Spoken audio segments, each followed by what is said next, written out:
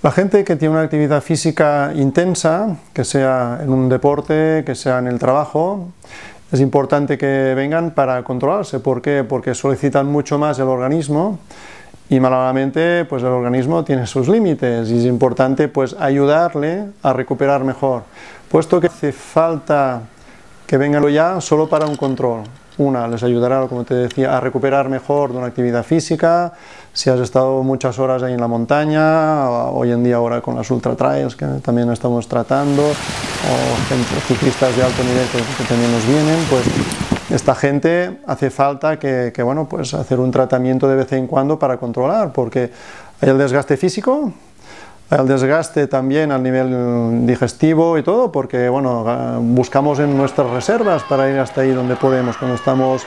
horas y horas andando, que sea en una bici, que sea en las montañas o durmiendo poco, porque las carreras son cada vez más largas.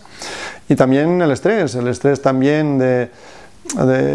fuera, que sea del trabajo aparte, que sea de familia, que sea o de la actividad física en sí mismo, porque bueno, si soy deportista de élite, hace falta que el estrés no me impide, el estrés es bueno a cierto nivel, pero si es demasiado intenso, pues me frenará y hará que mis resultados también sean peores. Después también podemos mirar si hace falta plantillas, esto trabajando de conjunto con podólogos,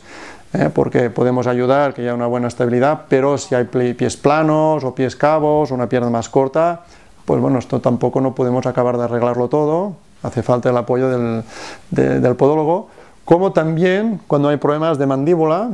esto también para un problema físico me va a afectar. Si estoy estresado o muchas veces cuando hago deporte para hacer un esfuerzo, tengo tendencia a apretar la boca. Si esta boca no está bien equilibrada, también me va a dar problemas y problemas de aquí va a bajar a lo largo de la columna.